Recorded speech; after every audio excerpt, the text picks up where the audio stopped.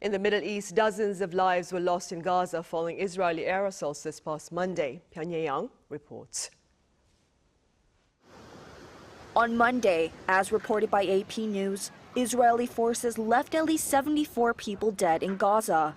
The deadliest attack was carried out by airstrikes on a beachfront café that was filled with women and children.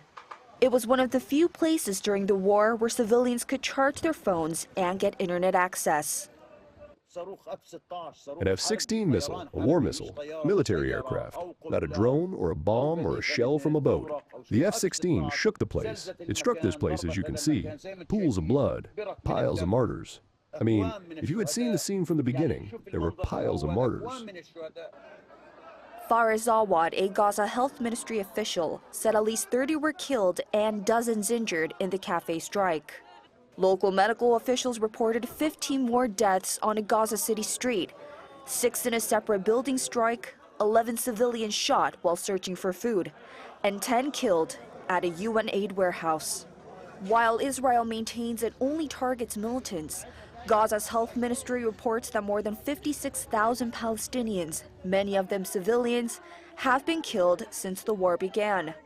Meanwhile, unnamed U.S. officials confirmed that U.S. President Donald Trump will host Israeli Prime Minister Benjamin Netanyahu at the White House next Monday.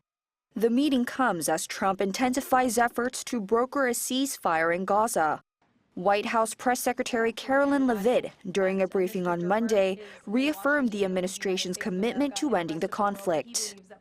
I also know that this administration is in constant communication with Israeli leadership, and the president himself speaks frequently, as you know, to Prime Minister Netanyahu. But this has been a priority for the president since he took office, to end this brutal war in Gaza. Netanyahu's upcoming visit comes as the U.S., after striking Iranian nuclear sites and brokering a ceasefire between Israel and Iran, shifts focus to ending the Israel-Hamas conflict. Byeon Ye-young, Arirang News.